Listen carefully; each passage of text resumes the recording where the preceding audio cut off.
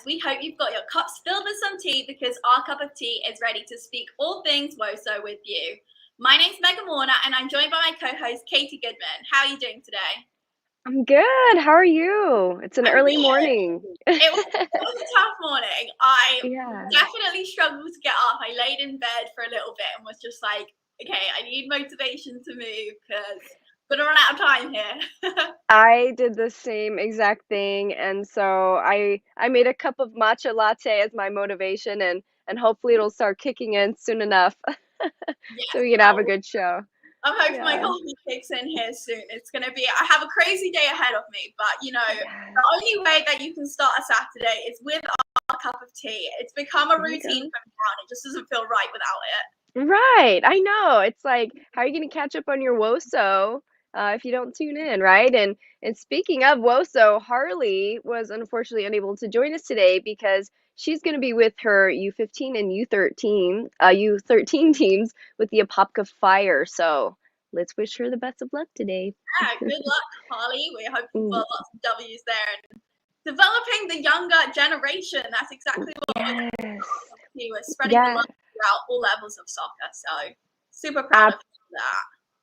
Absolutely, me too. And it's kind of like when you're studying, right? You just learn the game more when you have to teach it or coach it. Same with any subject matter, right? So good on her for that. But moving right on into our news today, we have got so much to cover, guys. There's a lot happening. And internationally speaking, on Thursday evening, the U.S. women's national team defeated Paraguay 9-0 and at the First Energy Stadium in Cleveland. And I'm sure everyone has heard that Carly Lloyd played a pivotal role in the US attack. Now, Lloyd is currently playing in her last few matches with the US women's national team as she announced her retirement earlier this year, and she is really making the most of her last few games. On Thursday, she scored an impressive 5 goals. 5 goals, guys, in an international game. That's insane. The first of which was just in the first 3 minutes into the game. And so Lloyd recorded her ninth hat trick as a senior player and broke a tie with Mia Hamm, my idol, for the most hat tricks in the U.S. women's national team history. The 5 goals also put her as 10th on the U.S. women's national team player to record 5 goals in a match. And nope, I am not done yet. She moves to third place for all time U.S. women's national team goal scorers with 133 goals, behind Mia Hamm in second with 158 and Abby Wambach in first with 184. So the U.S. women's national team will face Paraguay again on Tuesday at 6:30 p.m. in Cincinnati. And poor Paraguay, I hope they can rein it in and give us a good match. Yeah, let's hope for a more competitive match. But I'm sure Carly Yeah. Lloyd is just eyeing up the 158 goals of Mia Hamm and thinking like, okay, how many goals do I really need to score to try and get up to this? I mean, it's so impressive that at her age she is continuing. Like, okay, she's announced her retirement, but that doesn't mean she's slowing down by any means. And Yeah. it's such an inspiration to everybody that you can play at any age. I mean, we spoke with Lauren Sesselman, who's playing for SC Blue Heat and is leading that team. It doesn't matter as you kind of get to the age where society says you should be done with the game. Well, don't listen to society because quite clearly Carly Lloyd has proven and Lauren Sesselman has proven that you can still carry on. Oh, absolutely. And you know what, those were my thoughts exactly. I'm like, should she retire? Maybe, maybe we need her for another season. Get a better, World Cup or Olympic record. Keep her around for a couple of seasons. But it might as well go out on top, right? And at least she has goals now to reach. She's so close. So I wouldn't be surprised if she comes out with fire in a couple of the next few matches. Yeah, definitely want to tune into on Tuesday evening. Continuing in international action, the England women's national team had a great start to their new campaign and were led to an 8-0 victory over North Macedonia by new head coach Serena Wiegman and standing captain Leah Williamson. So Leah Williamson was handed the captain armband as Steph Houghton had to withdraw from the squad after picking up an injury in training. And Leah described the moment to be probably one of the biggest honors in football. And it was also the first game in front of a crowd since 2019 for women's senior home game team. So, I mean, what an honor for Leah Williamson. And I'm so glad that the team performed incredibly and got that win under the new head coach as well. It's a lot of change happening within the England national team setup, but it seems like we're in a good place. And the head coach after the game, you know, she said, I'm happy with the performance, but I want to demand more, which is exactly what us as fans of the England national team want to see. We want to see a coach who is demanding more and demanding us to progress and really, you know, capitalize on the opportunity. We have such incredible talent within the squad. We just need to bring them together and get them on the same page. So we're beginning the preparations for the 2023 World Cup, which is in Australia and New Zealand. So the Lionesses will be back in action on Tuesday as they face Luxembourg. So if you can tune into that one, definitely do. It's an exciting team. There's a lot going on, lots of new players, and I'm very excited for the future of England soccer. That is exciting. And I mean, it's crazy how much a difference the right coach can make. It's just a total pivotal literal game changer, right? So yeah, I mean, hopefully she can, like you're saying, like make it happen, put people in the right place at the right time. That's kind of what it all comes down to, right? So I'm also interested to really start watching those games and see how they're moving the ball and what we can expect out of the World Cup. We're just kind of teetering below. Like, you know, you've got the US national team who are just like headlining the way. You've also got teams like Sweden who have been incredible. And I feel like England, they have the potential. Olympics is always difficult for us because we play with Team GB. But to get like the England team back together, there is definitely the talent in that squad to take it all the way to a final and earn like a World Cup and earn a gold medal. You just got to make it happen. Heck yeah. I'm excited to see it. Now, in the NWSL last weekend, the league issued its first ever forfeit.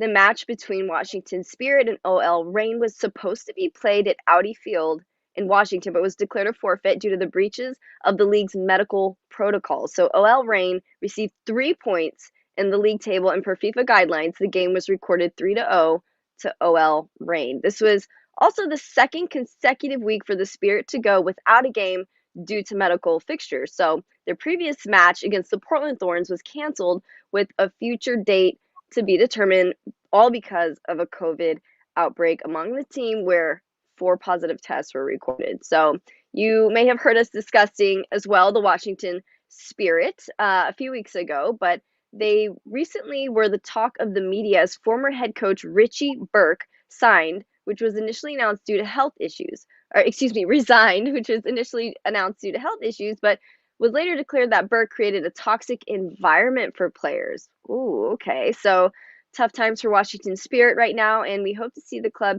get back to focusing on the right things. So, I mean, there's just all kinds of things happening between COVID, between, mental health. It's all very serious, and I'm glad the media is covering this kind of stuff, whether it's through gymnastics or through soccer. You know, a lot of these big issues with toxic environments and things like that are really coming to light. And as you can see, they're still taking COVID very seriously as we're seeing another spike. So it makes at least for a really interesting drama-filled week at the bare minimum, right? Yeah, hopefully Washington Spirit can, you know, get out of the news for this kind of bad attention that they're kind of getting and just get back to focusing on the right things. I mean, the 3 points and the 3 goals is very interesting to be put into the mix with the NWSL kind of being extremely competitive. You know, those points and those goals are important. So important. Yeah.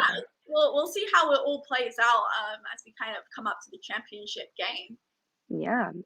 So finally, our last piece of news for you today is, of course, UWS news. So the UWS2 Sunshine Conference announced its end-of-season awards. And first and foremost, even though Harlie is not here, we definitely want to congratulate our co-host for being named to the All Sunshine Conference first team, which is just an incredible honor. And we are so proud of her. We also want to highlight a couple of other awards that were given out. Danielle Gordon of Jacksonville FC was named Defensive Player of the Year. And Emma Brown, a fellow Englishwoman, was named Offensive Player of the Year. And Head Coach of the Year was awarded to Morgan Church of Jacksonville FC, who led her team to the conference title with 7 wins and 1 loss. So congratulations to everybody involved in the UWS2. I'm sure we're going to have lots more awards to come, but everybody in the Sunshine Conference, well done for your awards. And if you want to find out more, please head to uwssoccer.com and you can see all of the awards and any future ones that will be coming out shortly. Yes, very good job, ladies. I'm excited to see it. I'm sure to go to that website as well and give it a look and see who is who. So, without further ado, I'm very excited to introduce today's guest who will be joining us on the show, Shannon Jainudeen. That's how they used to announce her at the games. Shannon and I played, Shannon played with me at Mississippi State, but has since gone on to play with Club Sporting Cristal in Peru, which is in a professional league in Peru. So, how's it going, Shan? I'm good. How are you guys? Good.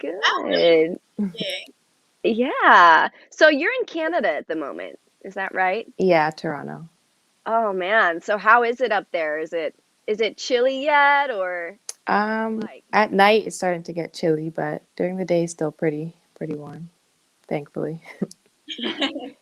And you're from there as well, correct? Yes. Yeah. So how old were you when you started playing? I was 4. 4. Ooh, Yeah. that seems to be the common age for a lot of people. I started at 4. What about you, Megan? When did you? Yeah, I was like 4 or 5. I think I was 5 when I started to actually like get involved with the team, but I was kind of 4 playing in the back garden with my dad. Yeah. I think that's the time to start them. I have a 3-year-old niece and I'm already putting her in training. I'm like, all right, you're going to either be a center back or a keeper because you got some height on you. So let's make it happen. Yeah. But so awesome. So Shannon, let's jump straight in. You played on the Canada national team for U17, which is an incredible honor, I'm sure. And you actually beat the United States while you were playing for them, and Mexico, and won the Concacaf Championship. So what was that like to have the opportunity to play for your country? Just tell us kind of how it made you feel and what kind of experience you had. It was a great experience. Growing up, I played through the provincial teams and programming, so I had some coaching, and then I got called up for U17, and I was nervous, but I was happy, and I was proud to represent my country. And all the girls are great. We all stayed focused, and it was just amazing to win the whole thing. And I've never experienced that before, but I'm always going to remember that part. Yeah, definitely. And so that team of girls, were those kind of players that you grew up playing with, or were you kind of all over Canada? Most of us were from Ontario, and I grew up playing with them, so we were pretty close. And then the girls that came in from the rest of the country, we all just blended, and it worked out very well. Yeah, that's so interesting because, you guys are all a solid group of you are coming from Ontario. That really helps you to build that team chemistry if you've grown up playing together. So that's definitely an interesting thing to know. Yeah. Especially also when you got to take the championship. I mean, even better. Like, it wasn't like you were just there or around. Like, you actually made waves with the team. That's really cool. And I know we had mentioned before the show even started, we were talking about how, you were going to go to the World Cup with them, but you had an injury. What kind of injury was going on for you? I tore my groin. Oh, geez, those are so stubborn too. Yeah. Oh man, they just, in a tear, Lordy. Yeah. I'm sorry. That's terrible. Yeah, I can imagine. But recently US just played Canada, gave us obviously a really good fight. What do you think about that match? Oh my gosh, it was amazing to see them win finally. Yeah, right? Yeah, I know. Yeah. Of course I'm Team USA, but I was also happy to see someone come in and give us a taste of our own medicine, and put those goals in the net. So, yeah, that's good stuff. Shannon, can you tell us a bit about how you went from Canada to Mississippi State, where you actually played with Katie, which is how we've kind of got this connection. We've got you on the show. We're very grateful for that. But yeah, tell us how did you end up there in Mississippi? My club coach here in high school, he was very determined to get our team on scholarships to the States, like get our names out there.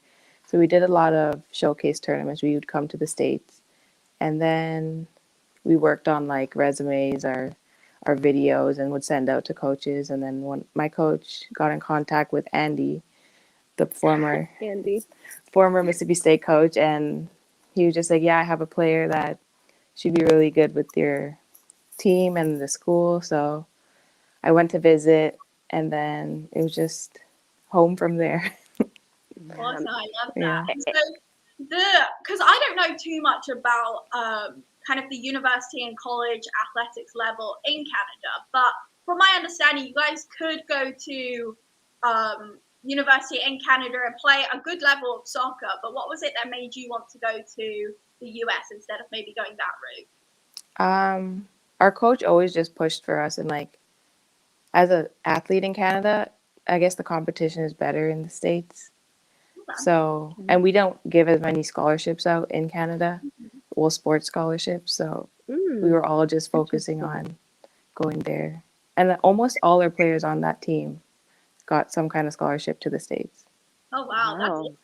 Yeah. Oh, yeah. Coach. That's a great job from him. Yeah. Yeah. For sure. Yeah. Oh, no. And that's again where like coaches play such a pivotal role. And I love that he cared so much about his players and making sure that they're cared for even after the fact. And I can 100% attest that Shannon was a game changer for MSU. She came in, and Shannon, you're really tall. How tall are you? 5'11". Yeah. I remember, I'll never forget, because I was going against you, and we went up for a header, and I tried my hardest. And guys, I'm 5'1.5", okay? And I'm like, I don't got those kind of ups. And I remember I'm like, all I can do is just like try to distract her, and maybe it'll work. I don't know. And I was like trying to push you before the ball even got to you. I'm like, what else do I do? But yeah, no, it was so good having you on the team. You played center back when I was there. Did your position change after I left? Yeah, after sophomore year, I got moved up to forward. Okay, that makes sense. Because you were always able to get up there in the attack anyways and create a lot of things, even at center back. So I think that's definitely a good move. And I have to ask, what was your favorite thing about MSU? The football games. The football games, yeah. Solid choice. Yeah. Solid choice. I mean, yeah, that tailgating experience is insane. And especially in the SEC, like people just live for tailgating and all of that. Yeah. I think for me, it was just how cool, like everyone was really nice there. Yeah. So, it was just kind of like, I don't know. It was a good like entry into the real world. They kind of took you and were like, all right, little child, this is how you behave. These are manners, my little one, Yeah. So yeah. But yeah, so that was good. So after you graduated from Mississippi State, then did you go straight over to Peru, or did you kind of train with other teams? Tell us a bit about what happened post-graduation between that to then going into playing pro in Peru. I found a team here to play with in a women's league. Okay. And I played with them. I only went to Peru last year, so I played with them for 4 years after I came back. Yeah, nice. And yeah, I got introduced by Dana. Dana went to school with us. So Dana's sister played with this team, and she brought me in. And this team has been winning the league. This will be the 10th year if we win this year. Wow. Of the season. Wow. And we won 8 Ontario Cups. This was the 8th year of Ontario Cups. So this team has done some good stuff. Yeah. And what level was that? If you don't mind? It's a level below our highest level. So League Okay. One is our top level, our semi-pro level, and Okay. this league is just right under it. Okay, cool. I'm Yeah. like, maybe we need to get you guys in the UWS. Yeah, Come to for our sure. league. Yeah. I don't know, like distance wise, I feel like it's very like I did the UWS show over summer, and I would be like calculating the travel of these teams, and I'm like, oh my gosh, like they have to like SC Blue Heat are getting on a plane to go and play this team, and then the other team is driving like 10 hours. So I don't know if Yeah. the conference how that would fare traveling to Ontario, like what the travel time is, Right. but I'm here to promote it. Let's get you in. Yes, for sure. Yeah. Yeah. And I always forget how giant Canada is. Like, I don't know why I think of it as like a state versus a whole giant country that's the exact same width as United States. I'm like, oh, I know a person from Canada. They're like, yeah, that's 20 hours away. I'm like, oh, got it. Yeah. Yeah, but yeah, speaking of Dana, so Dana played for us, and Dana also played on the national team as well, right? Or in the camps? Yeah, she was Yeah. at some camps, yeah. Yeah, that's cool. Yeah, I remember when you guys first got there as fishies at state, you were all rooming together, and it's just so much easier when you know somebody already anytime you go into any new program. So I'm glad we got both of you guys. She's such a goofball. Love I her to know. death. Yeah. But so just going back to Sporting Cristal in Peru. So you just played for them. How is that league there? It's just What's starting that up. like? This was their first pro league or season, pro Mhm. season. And it got its airtime on TV and it got its media promotions and everything. So Wow, it's okay. building up. The season was good. Because of COVID, we all played in just one stadium. Usually Okay. they would go to each club. That's Okay. really interesting. Yeah. That is interesting. Yeah.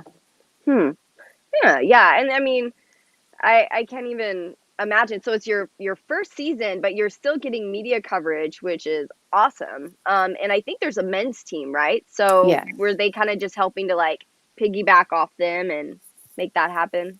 Yeah, for sure. Because Yeah. the men's team is very popular. Okay. And they have a Makes big, sense. yeah. Yeah, as always, damn it. But so were there other international recruits, or were they mostly from Peru as well? Most of the teams were just Peruvians. We had two Okay. Venezuelans with us. Okay, So, cool. yeah, I think we were the And only team. okay. And so what were some of the major differences you saw between the Canadian national team playing at MSU and then playing professional in another country? What were some of the differences, skill-wise, tactically speaking, or pace of game, any of that? What were some of those major differences? Well, the national team and all the training helped me, what's it called? Get used to playing at Mississippi State and got me ready for Mississippi State. And Yeah. then Peru, I guess South America plays a lot different than us. Okay. They're very technical. They like the short passes, and we're very physical. We like the long passes and all that stuff. Yeah, So I had to get used to that. totally. Yeah. But other than that, it was like when you're on the field, the language doesn't really matter. Everyone knows soccer. Yeah, So, I was gonna ask that next, like, were there like any major cultural differences as well, and like uh, whether it be on the field or off the field, how people see the game and vice versa? not really. They Not really? just Okay. they just kept, and because South Americans are a lot shorter, they just like to keep it on the ground. They don't like Yeah, anything in the air really. So that that makes was the sense. biggest thing. Yeah. And Yeah. then, like, aside from the kind of soccer cultural differences, what about actually living in a new country? How did you kind of find that? Like, how did you adapt to that? Well, the language barrier was the hardest part. Yeah. So I wasn't very comfortable, like if I was out by myself, like going places, taxis, like ordering food. But the team just helped me feel more comfortable and like would always ask if I needed anything or like helped me out with anything I needed. Yeah, totally can relate to that. Obviously, being in Iceland, the language was so foreign. Like, I feel like in school I learned, a little bit of French, a little bit of Spanish. So maybe if I had ended up in a country where I knew some words, it might have been a little bit easier. But yeah, a language barrier is definitely a difficult hurdle to overcome. But the teammates coming together and really looking out for those international players is just key to helping you kind of settle in, feel at home in a new country. Yeah. Absolutely. I've also been to Lima. I went when I was in college for like a study program for like 10 days. And the first thing I remember is almost getting hit by a car because they do not obey traffic laws. They're just like, I'm going to go, then you're going to go, and we're just going to figure it out, And I was like, what is happening here? There is no such thing as crosswalks. Yeah. Like, I've got 9 more days. But yeah, no, and also the whole address system, it's like, are these coordinates right now? Like, or is this an address? What's happening? But yeah, I mean, between that and then, like getting adjusted with food and everything, I can imagine there's like a whole phase. And how long were you there for? Almost 4 months. 4 months. Okay. So they say when you're studying internationally, there's kind of like a honeymoon phase, and then it's usually like a month and a half, and then it hits and you're like, now I'm just frustrated. Like usually there's kind of like an up and down wave that occurs. So did you feel any of that, or was it like Yeah, I was starting to get frustrated a little bit, just not knowing anyone really or talk or like even having a full-on conversation with someone, and then just being alone at home, and then COVID, so you couldn't really do much out. We had to stay in our little bubbles. Yeah. So oh that my was pretty gosh. frustrating. And then Ooh. while you were there, did you solely just play full time, or did you have like an extra job on the side? No, I just played. Yeah. So then, Yeah. Okay. I can That's see awesome. almost having maybe something on the side, even if it was just coaching, allows you to kind of get out and maybe learn the language a little bit. But yeah, it's always difficult. I feel like I can totally relate to your story from my own personal experiences. So Yeah, I can imagine it was hard too with COVID, because like not only is there a massive pandemic, but it's worldwide and you're in a place you don't know with people you don't know. So I'm sure that had to be an entire situation in and of itself. So with all of that being said, you've made it on the Canadian national team, you played D1 SEC, you went internationally to play professionally. You've done a lot of awesome things. What do you consider, out of everything, it could be soccer or not, what do you consider to be your greatest success so far? Just like pushing myself to keep going and not giving up, and just because I didn't think I would be going international, really. I just thought, hey, maybe just find a regular job, just chill in Toronto. But I'm just gonna keep pushing to see what else I can do. Yeah, and what do you see for yourself in the future, speaking of? Like, what do you kind of see potentially that you want to do next? Honestly, I have no idea yet. Yeah, that's the funny yeah, that's the funny thing about being in these, situations is luckily there's a lot of different leagues you can play for in, different countries all over the place, but it does take a minute. There's always that adjustment phase trying to figure out, well, what's my next move? Where do I go next? So I that's awesome. Yeah. yeah, and I have no doubt whatever your next move is, you're going to achieve a lot. You've done amazing things in your career so far, and any team would be lucky to have you as part of their roster. So, we've spoke about your journey, and I'm sure a lot of the viewers here are just thinking like, wow, I would love to get some advice from you. So what would you say to anybody who's kind of in this soccer world and wants to progress and wants to, play at a new level? What kind of advice would you have for them? Just to keep going. There's always going to be setbacks. You're always like, I've been cut from so many teams, but I still kept pushing, and just staying positive, keeping your mind open to anything, any opportunity is good, because that just puts your name out there. and just keeping an open mindset. Yeah, definitely. That's awesome advice. That makes all the sense. And Shan, where can we follow you? Do you have an Instagram handle you want to throw up or anything like that? My Instagram's shenanigan17. We'll share it. I love that. We'll share it. Yeah. Everybody, you know, you've had an incredible career, and we've spoken a little bit about the adversity you have faced, but really that only is just a testimony to your character and how incredible the things you have achieved are. And we're so grateful that we were able to speak with you on this show and kind of share your story. So thank you so much for joining us today, Shannon. Thank you for having me. Yeah, of course.